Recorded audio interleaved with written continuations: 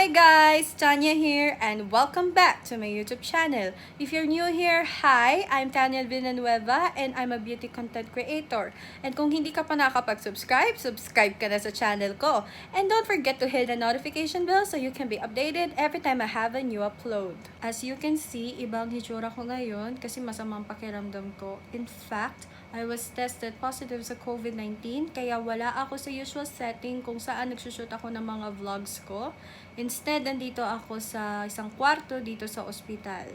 And kung tatanungin niyo ako kung ano yung ginagawa ko rito, humilata lang sa kama. Oo, humilata lang. Alam ko boring pero kailangan. Then kailangan ko pang mag-undergo ng series of checkups. Gusto ko lang ireklamo yung mga doktor nila dito. Kasi yung mga gamot na nire-reseta nila sa akin, hindi naman tumatalab. Tapos, ang mas nakakaloka pa, wala silang bintana dito sa kwarto ni isa.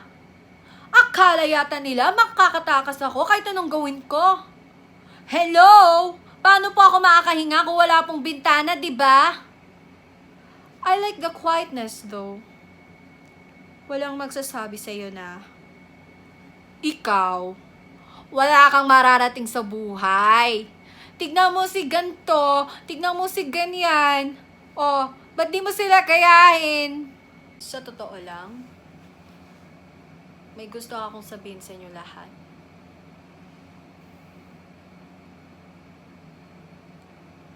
I was diagnosed with major depressive disorder or depression. At sa loob ng 2 taon na yon, sobrang hirap. Sobrang hirap. Kumusta na kaya si Kuya?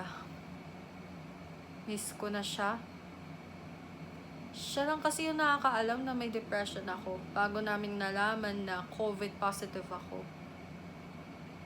Palagi siya nandyan. Nakikinig sa mga problema ko. Plus, pinapasaya niya ako kahit sobrang corny ng mga jokes niya. Siya na lang kakampi ko eh. Nabalitaan kong inabutan sila ng lockdown ng mama namin sa Quezon City. And the last time I checked, okay pa naman daw sila. Naiinip ng araw si Kuya eh. Too bad, hindi na niya ako makikita pa. I bet Mama's crying her ass right now. Sising-sisida siya. O talaga ba? Eh mas mukhang nag-e-enjoy pa siya kasi walang sagabal sa oras niya. Na-imagine ko na kung nalaman ng mama ko na may depression ako. Panigurado. Dear, it's just a phase. Ginagamit mo lang yan as your excuse. Tigit-tigilan mo ko sa kadramahan mo, ah. How long has it been? Last August ako na-isolate, which means September na. Hay, ba't kasi walang kalendaryo dito? Ano bang klaseng hospital ba to? Never mind. Never mind. September or not, bare months na. Isa lang ang ibig sabihin nun. Magpapasko na. Aww. Kawawa niyan si Mama pag Pasko. Oh well, not that I mind anyway. She deserves it.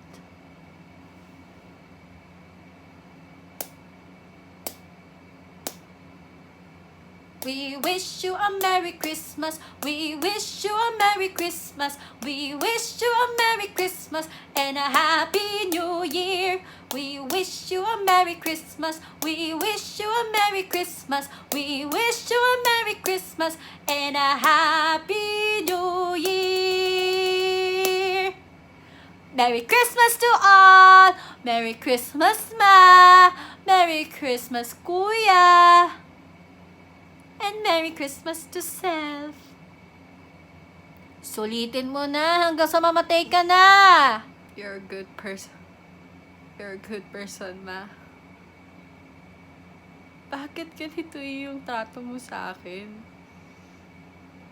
Ayaw mo ba na babaeng anak?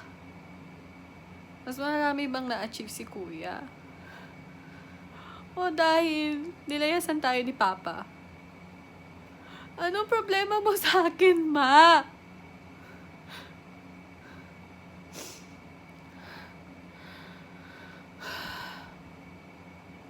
Whatever it is, sana masaya ka na.